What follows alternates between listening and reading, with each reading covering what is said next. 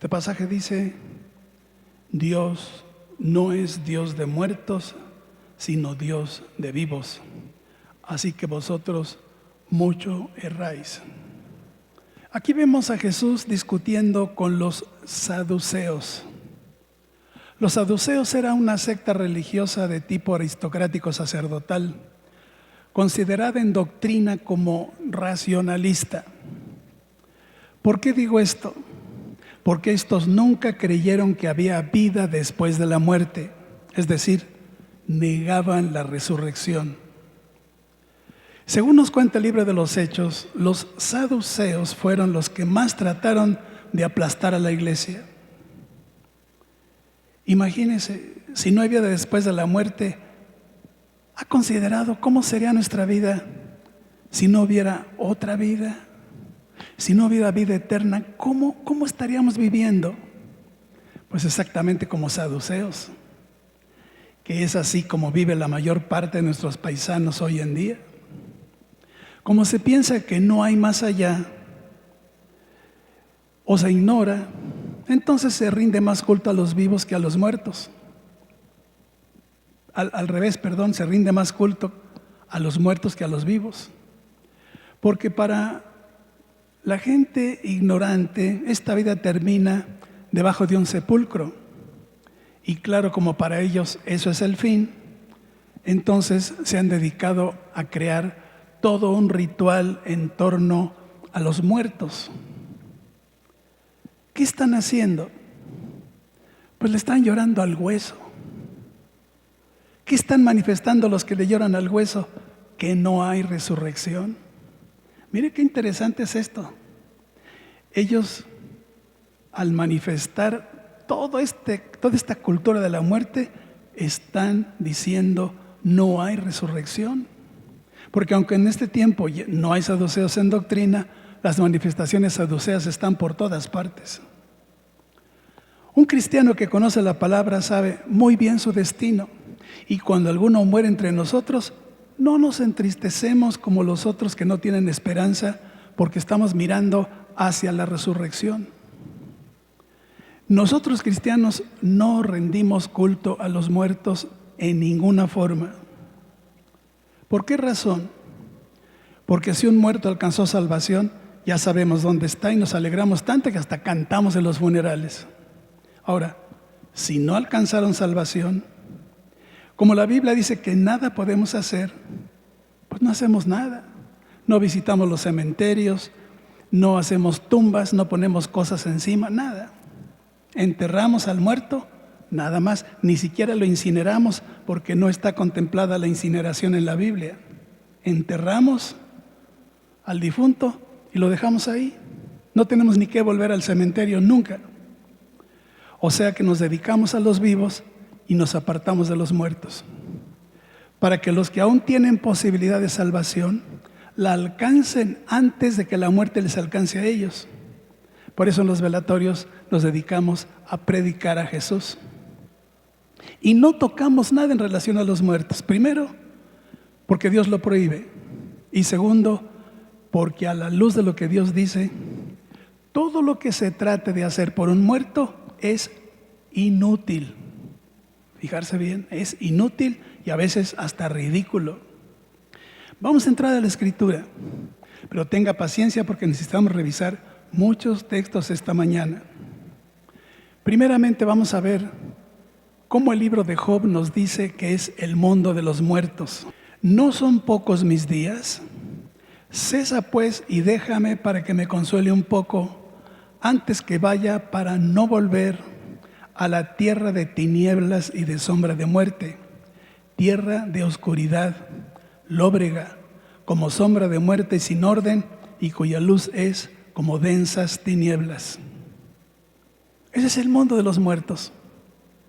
Si usted tiene imaginación, por favor, entre un momento en su mente a un ataúd que está 2 metros bajo tierra. ¿Cómo está todo ahí? Oscuro, frío, inerte, silencioso y podrido. Eso es lo que el mundo exalta. Mire qué curioso. y hasta le rinde honores y hasta le ha dado una fecha. ¿Por qué razón? Por todas las falsas creencias que hemos heredado en este país. Muchos piensan que se puede redimir al muerto o hacer algo a favor del que murió sin salvación. Y como murió sin salvación decimos, Señor, te voy a ofrecer algo por el rescate de esa alma que murió sin salvación. ¿Sabía usted que está prohibido? Porque Dios dice algo muy diferente. Salmos 49.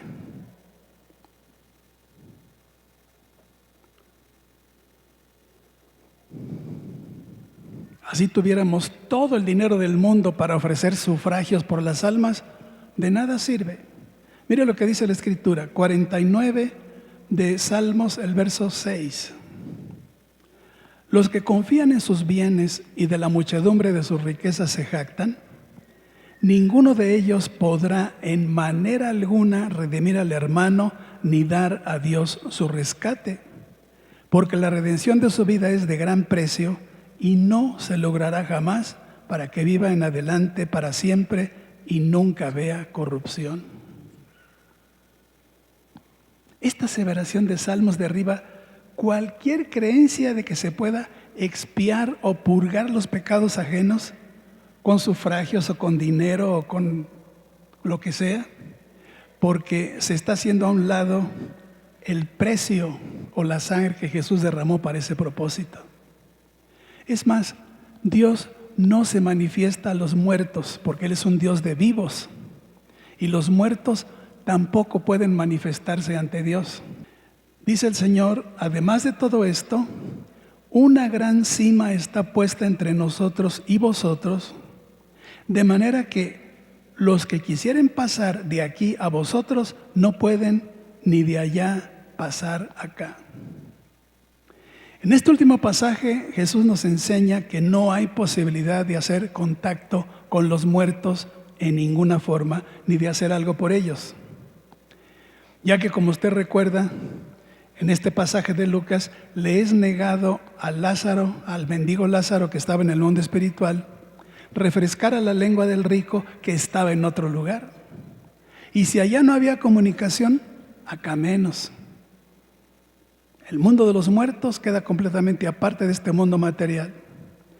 Es la base bíblica que rechaza la posibilidad de que los vivos puedan hablarle a los muertos. No se puede. No sea hallado en ti quien haga pasar a su hijo o a su hija por el fuego, ni quien practique adivinación, ni agorero, ni sortílego, ni hechicero, ni encantador, ni adivino, ni mago, ni quien consulte a los muertos. ¿Se da cuenta? Ni quien consulte a los muertos. Ya sea que se les quiera hablar directamente o se use un medium o algún intermediario, no se puede. Yo conocí a un hombre que le pedía cosas al alma de su tía muerta y cada noviembre hacía su lista de difuntos para rezarles. ¿Sabe qué estaba haciendo? Espiritismo, espiritualismo. En ese momento la gente, sin saberlo, entra en el mundo de lo oculto. Terrible. ¿Qué dice Dios de esto? Ahí mismo en Deuteronomio, el verso 12, porque es abominación para con Dios cualquiera que hace estas cosas, y por estas abominaciones el Señor tu Dios echa estas naciones de delante de ti. Perfecto serás delante del Señor tu Dios, porque estas naciones que vas a heredar, a agoreros y adivinos oyen, mas a ti no te ha permitido esto el Señor tu Dios. Y si hay alguna duda de que puedan usarse intermediarios para consultar a un muerto, vea el verso 20. El profeta que tuviere la presunción de hablar palabra en mi nombre, a quien yo no le he mandado hablar, o que hablara en nombre de dioses ajenos, el tal profeta morirá. Hermanos, Dios no está jugando. Anuncia muerte para quien hable con dioses ajenos. Nosotros podemos hablarle a Dios porque Él está vivo, pero a ninguna otra persona más, porque no hay ninguna otra persona más con el Señor, solamente está Él. Así que le hablamos a un Dios vivo, pero nos está prohibido hablarle a los muertos porque son dioses ajenos, o que también podríamos decir que son demonios. Esto está claramente prescrito en la ley. Y el hombre o la mujer que evocar espíritus de muertos o se entregara a la adivinación ha de morir, serán apedreados, su sangre será sobre ellos. Imagínense que apedreamos a todos los que consultan a los muertos en este tiempo. Nos quedamos sin mexicanos. ¡Qué pena! Pero dice, su sangre será sobre ellos. O sea que consultar a los muertos es lo mismo que adivinación. Y esta es una doble abominación delante del Señor. ¿Por qué? Porque Dios no es Dios de muertos, sino Dios de vivos. Esto lo aclara también el profeta Isaías en el capítulo 8. Y si os dijeren, preguntad a los encantadores y a los adivinos que susurran hablando, responded. ¿No consultará el pueblo a su Dios? ¿Consultará a los muertos por los vivos? Esto es lo que hace el espiritismo. Consulta a los muertos por los vivos usando un medium o un intermediario. Está prohibido, no se puede. ¿Qué concluimos con lo que hemos leído hasta este momento? Dar culto a los muertos es idolatría. No, me dijo un vecino, tú exageras, yo solamente le rezo a San Quilmas. Y le dije, ¿quién? ¿Acaso está vivo el tal Quilmas? Y me dice, no, creo que no. Digo, pues cuidado si te contesta. ¿Qué tal si te hace el milagrito? Estás tratando con demonios y estás en idolatría delante de Dios. Espiritualmente hablando, estás adulterando. Y me dijo, no, tú exageras. Entonces le mostré Romanos 1:25. Cambiaron la verdad de Dios por la mentira, honrando y dando culto a las criaturas antes que al Creador, el cual es bendito por los siglos. ¿Sabe qué hizo este varón? Quemó la estampita de San Quilmas y aceptó a Jesús. Gloria al Señor. Hermanos, ¿cómo es posible que las tradiciones hayan encubierto la verdad? ¿Cómo es posible que la gente ignorante acepte la mentira y hasta la defienda, argumentando que son ideas protestantes, cuando son ideas del Dios vivo? Aquí está, lo estamos leyendo en su palabra.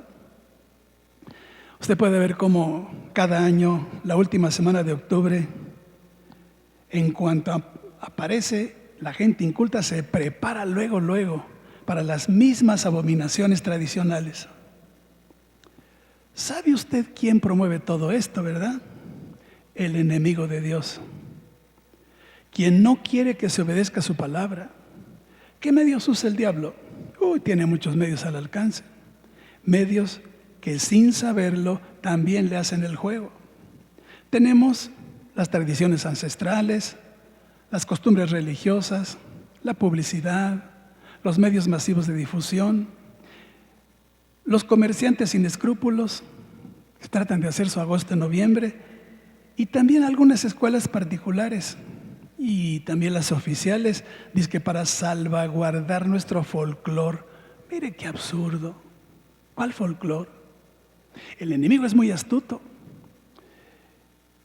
porque hace ya varios años llegó a México otra idea importada, el Halloween, exactamente para la misma fecha. Y ahora resulta que en México se está tratando de defender las costumbres religiosas mexicanas y echar fuera las que son extranjeras, pero ya el Halloween ya sentó sus reales en México. ¿Usted sabe qué es realmente esa fiesta que salen los niños a la calle a mendigar dulces? Se acerca un niño y me dice, ¿me da mi calaverita? Dije, ¿qué? ¿Me da mi calaverita? Yo no te la puedo dar si la traes puesta. No sabes ni lo que estás pidiendo. La gente no sabe nada. En cuanto escuchó del Halloween, hace una gran cantidad de despliegue de cosas y las fiestas de disfraces y todo. Porque muchos creen que el Halloween es una fiesta inocente. Parece que su nombre y la influencia parecen serlo, pero no es así. Le voy a dar algunas ideas de lo que es realmente esa fiesta extraña. El Halloween se originó entre los druidas, sacerdotes británicos antiguos, sobre costumbres y creencias paganas en conexión con la celebración del Año Nuevo. Ese calendario druida fue heredado por Roma, por los romanos. Era un festival para honrar al dios Sol y para honrar a un dios que era el Señor de los muertos. O sea que para los druidas era muy común recibir a los muertos, quienes aparentemente regresaban para convivir con los vivos. Los celtas también creían esto, que las almas pecadoras de los muertos se transferían durante el año anterior a cuerpos de animales. Y por medio de sacrificios y regalos, los pecados podían ser expiados y así esas almas quedaban liberadas para reclamar el galardón celestial. Y el Dios de los muertos juzgaba las almas y decretaba si su existencia podía continuar en un cuerpo humano o algún animal. Puras mentiras. Por eso el 31 de octubre, la noche anterior a Todos Santos, se conocía durante la Edad Media como el tiempo de los seguidores de Satanás, quienes se componían de hechiceros y brujos. De ahí la tradición. La razón por la cual algunos creyentes hoy están metiendo el Halloween en el cristianismo es porque en el siglo VIII un papa, Gregorio IV, decretó que ese día debía observarse universalmente por la religión católica de aquella época, y aquella ejercía la mayor influencia sobre el mundo religioso aún hasta hoy. Quienes guiaban en aquel entonces a la religión católica tomaron de las tinieblas lo que les ofrecía el diablo para ofrendarlo a Dios. Imagine. En realidad es una fiesta pagana que se transformó en un festival aparentemente inocuo, incapaz de despertar sospechas de engaño entre sus seguidores, entre los que ahora encontramos muchos niños pequeños. Mire qué astuto es el enemigo. Va pescando las conciencias desde los niños, y los papás, tan tontos que son, visten a sus hijos de todas esas disfraces y cosas para entregarlos al diablo. Esa costumbre de ir de casa en casa mendigando dulces, mientras está disfrazado de trajes grotescos, se remonta justamente a aquella fiesta pagana. Se pensaba que los fantasmas se reunían en la casa de los vivos para ser recibidos en mesas llenas de alimentos, ofrenda a los muertos. Al final de la fiesta, el pueblo se vestía con trajes y disfraces que representaban las almas de los muertos y desfilaban hacia las afueras de la ciudad para sacar del pueblo a los fantasmas. Con los años tuvieron que buscarse explicaciones y razonamientos que respaldaran dichas prácticas entre los religiosos. De modo que los niños salían por las calles la noche de Todos los Santos ofreciendo ayunar por los difuntos a cambio de dinero o dulces. Como muchas fiestas paganas adaptadas convenientemente al uso religioso, Halloween es hoy en día tan desconocida como universalmente aceptada. Pero son muchos los pasajes en la Biblia que afirman que tales prácticas son una abominación ante Dios y son castigadas con la muerte. De modo que para Dios es maldito todo aquel que hace todas estas festividades, no importa a quién se suponga estén honrando. Los cristianos estamos siendo empujados por todas estas ideas que algunas escuelas y los comerciantes han querido irnos ambientando en esas tradiciones paganas, que a algunos ya se les hace difícil separarse de ellas. Se ha llegado incluso a defenderlas y a discutir que sería injusto alejar a los niños de tales diversiones. Pero examinando el asunto, yo me pregunto, ¿qué tenemos los cristianos que ver con los murciélagos, los duendes, las brujas, las calabazas? La calabaza es para comerse, no es para hacer figuras. ¿Qué tenemos que ver con los fantasmas, los vampiros, los demonios y los diablos? Dígame, ¿qué? ¿Por qué se insiste en adoptar estas imágenes del dominio de Satanás o imaginar que es diversión o que benefician en algo?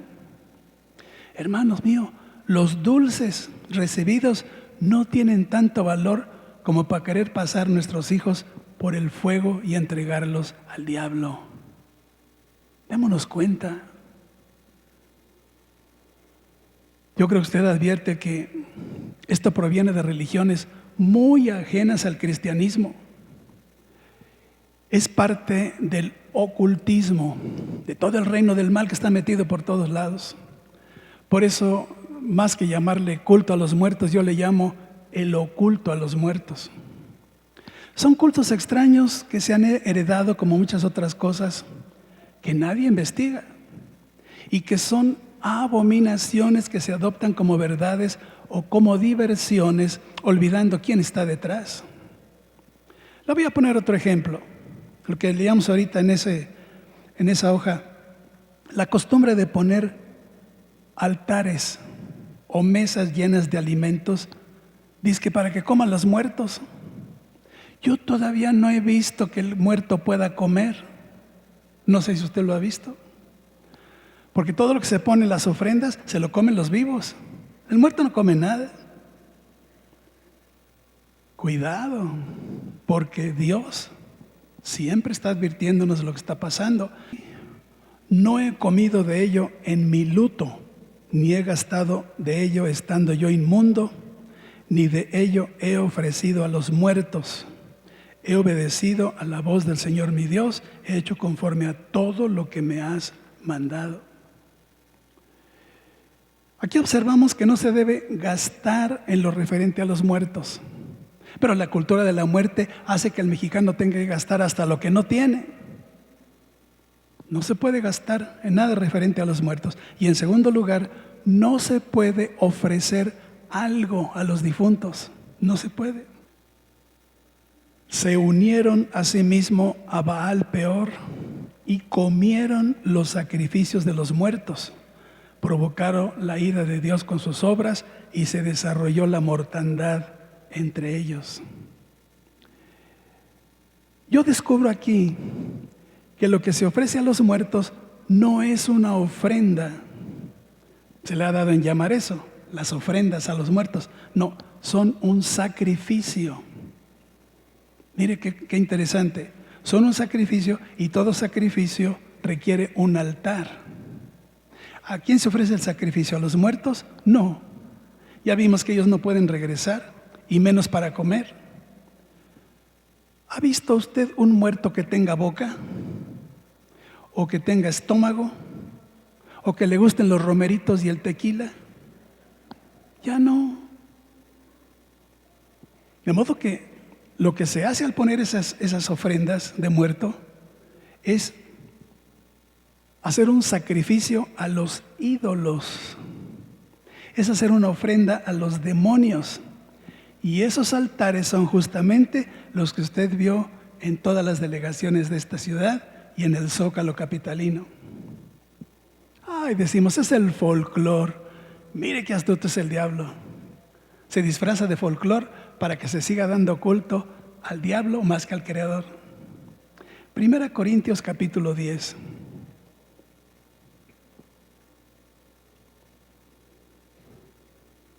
Vamos a ver si se puede comer ese alimento de las ofrendas. 1 Corintios 10, verso 19. Porque más que a los muertos se ofrece a los ídolos. Y dice Pablo, ¿qué digo pues? ¿Que el ídolo es algo o que sea algo lo que se sacrifica a los ídolos? Antes digo que lo que los gentiles sacrifican, a los demonios lo sacrifican y no a Dios. Y no quiero que vosotros os hagáis partícipes con los demonios. No podéis beber la copa del Señor y la copa de los demonios. No podéis participar de la mesa del Señor y de la mesa de los demonios. ¿O provocaremos a celos al Señor? ¿Somos más fuertes que Él? Aquí tenemos la prohibición de comer lo que se pone en las ofrendas. Y en las ofrendas se ponen alimentos de todo tipo. Curiosamente, en esta época, las panaderías dejan de hacer el pan sabroso de México para hacer unas bolas con unas canillas que se llama el pan de muerto. ¿Usted lo vio? Porque pues no hay otra cosa para comprar. Pan de muerto. ¿Se puede comer el pan de muerto? ¿Usted qué opina? Pero si es pan, es harina con levadura y azúcar. Le voy a decir algo. Ezequiel perdió a su esposa en ese pasaje. Y cuando Dios le habla a Ezequiel, le dice en el verso 17, reprime el suspirar. No hagas luto de mortuorios. Ata tu turbante sobre ti y pon tus zapatos en tus pies. No te cubras con rebozo ni comas pan de enlutados. Mire, es el mismo pan que hace las panaderías, pan de enlutados. Aquí vemos que no hay que hacer luto. Esa costumbre mexicana de vestirse todos de negro durante un año, ridículo, no sirve de nada. Olvídese, vístase de rojo, de azul, de amarillo, de lo que se le antoje. Van a decir, ay, no quería al muerto. Claro que lo queríamos mientras estaba vivo. ¿Cómo voy a querer un muerto si ya no le puedo expresar mi amor? ¿Cómo se lo expreso? Me dedico a los vivos, no a los muertos, ¿se da cuenta? Y no puedo comer el pan de enlutados, porque así ha dicho el Señor. No entres en casa de luto, ni vayas a lamentar, ni los consueles, porque yo he quitado mi paz de este pueblo, dice Dios, mi misericordia y mis piedades. Morirán en esta tierra grandes y pequeños. No se enterrarán, ni los plañirán, ni se rasgarán, ni cerrarán los cabellos por ellos, ni partirán pan por ellos en el luto para consolarlos de sus muertos, ni les darán a beber vaso de consolaciones por su padre o por su madre. Asimismo, no entres en casa de banquete para sentarte con ellos a comer o a beber. Esto es exactamente lo que todo el mundo hace en este país. ¿O acaso no después de que ya enterraron al muerto, que se entierra, no se incinera? En la Biblia no hay incineración. En la Biblia se entierra el muerto. Se le vuelve al elemento del cual fue tomado. No se puede incinerar. Entonces, cuando se hace el luto, dice que no se puede sentar con ellos a comer para consolación. ¿Y qué hace el pueblo mexicano? Después de que enterró al muerto, 9 días van a visitar a los familiares y comer con ellos y hablar del muerto y consolarse. No hay necesidad de hacer esas cosas. No harán libaciones al Señor, ni sus sacrificios les serán gratos. Como pan de enlutados les serán a ellos. Todos los que coman de él serán inmundos. Será pues el pan de ellos para sí mismos. Este pan no entrará en la casa del Señor. El asunto es que en este tiempo se hace el pan por el muerto. Se parte el pan por el muerto. Todos los panes. Yo espero que usted me comprenda y no haga de esto un legalismo, pero las comidas fúnebres o lo ofrecido con motivo de los muertos o lo que se hace y ofrece en esta extraña actividad es lo que no se debe comer. Y lo que vimos hace 2 días, la gente que se pasa todo el 2 de noviembre en los panteones, dizque para pasar el día con el difunto. ¿Sabrá el difunto que están los familiares ahí arriba? No creo. Nada más que aquí entra el folclore mexicano.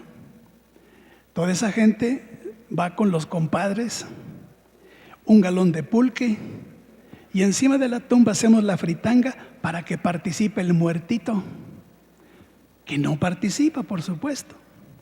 Pero, ¿por qué hace todo esto la gente? El mismo propósito de siempre, para emborracharse. Siempre es el pretexto. Cualquier otra cosa, para emborracharse. ¿Qué pasa? Que luego se pelean entre ellos y algunos ya no salen del panteón, ya se quedan ahí de una vez. Sí. ¿Qué vimos, por ejemplo, en la televisión y que se ve todos los años en Mixquic, en Pátzcuaro y en muchos lugares de la República? Que la gente va a pasarse todo el día a los panteones y toda la noche. Que porque es la costumbre, que la tradición, que es el folclore. Todos los años vemos este asunto porque hay un comercio detrás de todo. Cempasúchiles, velas, veladoras y todo lo que la tradición impone. ¿Y qué va a hacer la gente al panteón? Va a barrer la tumba, la deshierva, la adorna y echa encima algunos rezos y mucho alcohol. Yo creo que el alcohol es para purificar algo ahí, no sé, pero se lo beben. Por eso Jesús se enojó una vez. ¿Sabe qué dijo el Señor? ¡Ay de vosotros, escribas y fariseos hipócritas! Porque edificáis los sepulcros de los profetas y adornáis los monumentos de los justos. Vosotros también llenad la medida de vuestros padres, serpientes, generación de víboras. ¿Cómo escaparéis de la condenación del infierno? El Señor estaba muy molesto, muy molesto. Pero es que yo no entiendo por qué razón hay que poner sobre la tumba lápidas, monumentos, estatuas, cruces y cosas. O sea, al difunto no le van a servir de nada, absolutamente. Y usted puede ir a los panteones elegantes, pues hay monumentos que son más caros que alguna de nuestras casas. ¿Para qué es eso? Pero bueno, estamos llenos de abominaciones en este país. Y parece que cada día se van afirmando más. Mi pregunta es, ¿a quién le vamos a hacer caso? Porque no he hablado de todo, ni el tiempo alcanza y es la una. Fíjese, me falta hablar del culto a la calaca. Ya vio que los que son de ese culto, cada día gana más adeptos esa secta entre la gente de mal vivir. Ahí hay ladrones, secuestradores, prostitutas, de todo tipo, porque le van a pedir cosas a la calaca y le llaman santa. No entiendo tampoco, pero pues la gente es así. Me faltó hablar de las calaveras, tanto las de dulce como las poéticas. Me faltó hablar de Juan Tenorio, del papel picado, explicar un poco más toda esa cultura de la muerte que realmente en México es un gran negocio. Un negocio extraordinario. ¿Cuántos estilos diversos de funerales que son simples costumbres mexicanas ancladas en las tradiciones? Las listas de ánimas y cientos de cosas más que ni la pena vale que le dediquemos espacio o perdamos tiempo en ello. ¿A quién le vamos a hacer caso? ¿Al diablo que se ha apoderado del 31 de octubre y del 1 y 2 de noviembre o a nuestro Dios? Claro. ¿Sabe qué dice Dios? Porque además nosotros tenemos que hacer algo. Ya conociendo todas las tradiciones que padecemos y conociendo lo que dice la Escritura, tenemos que hacer algo. Mire, el Señor dice, mirad que nadie os engañe por medio de filosofías y huecas sutilezas, según las tradiciones de los hombres, conforme a los rudimentos del mundo y no según Cristo. Y luego dice lo que tenemos que hacer. Salid de en medio de ellos y apartaos, dice el Señor. Esa es la razón por la cual no podemos participar en nada relacionado con el culto a los muertos, en nada. Hermano, ¿tú no vas a los panteones? Nunca voy. Pero ¿vas a la tumba de tu madre o de tu padre? Nunca he vuelto. Es que no tengo a qué ir. Mientras mis padres estaban vivos, yo podría honrarlos, pero ahora ya no puedo. Ahora honro su memoria si me comporto como a ellos les hubiera gustado que yo viviera. Nada más, eso es todo lo que tengo que hacer. Entonces, tenemos que apartarnos de estas cosas y tenemos que enseñar a la gente a irse apartando poco a poco. Dice el Señor, no toquéis lo inmundo y yo os recibiré y seré para vosotros por Padre y vosotros me seréis hijos e hijas, dice el Señor Todopoderoso. Así que, amados, puesto que tenemos tales promesas, limpiémonos de toda contaminación de carne y de espíritu, perfeccionando la santidad en el temor de Dios. Hermanos, Dios no es Dios de muertos, sino de vivos. Pero en este pasaje que vimos al principio, dice al final, así que vosotros mucho erráis. Como si desde que se escribió el Evangelio, el Señor hubiera visto todo lo que iba a pasar en este tiempo. Porque cuánta gente está errando el camino. Como diciendo el Señor, te estás equivocando en lo que haces, tienes que rectificar, tienes que hacer lo que Dios dice y no lo que el diablo exige. ¿Qué tal si mejor le alabemos los vivos? ¿No le parece? Porque es mejor alabar a Dios y dedicarnos a los vivos. Olvídese de los muertos. Y todo lo que usted gaste en los muertos, gástelo en sus hijos que están vivos. Será mucho mejor. Todo lo que usted se gaste en dar culto a los muertos, gástelo en su esposo o en su esposa. Será mejor gastado ese dinero. Padre, qué bueno eres porque a través de esta palabra hermosa, tú nos vas guiando para que nosotros hagamos tu voluntad. Yo sé, Señor, que cuesta trabajo porque vamos en contra de toda la tradición de siglos en este país, pero hemos de decir la verdad. Hemos de decir las cosas a los cuatro vientos para que tú vayas haciendo en nosotros verdaderamente una voluntad distinta.